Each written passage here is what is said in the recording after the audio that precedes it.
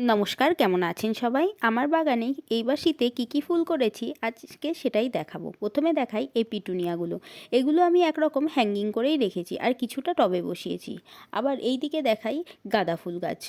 এগুলো হলো হলুদ গাঁদা আর কিছু করেছি রক্তগাঁদা, এগুলোই করেছি। আর তার সাথে যেই গাছটার কথা না বললেই নয়, সেটা আমার বাগানে একটা নতুন গাছ, যার নাম ব্লিডিং হার্ট।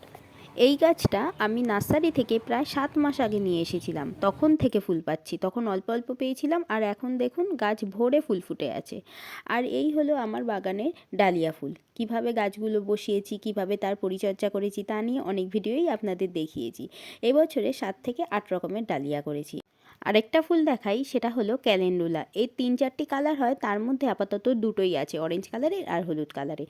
আর তার পাশেই রয়েছে এই ড্যান্থাস। এর ফুলগুলো শীতের শুরু থেকে ফোটা শুরু হয়েছে আর বর্ষার আগে অবধি আমি এই গাছে ফুল পাবো।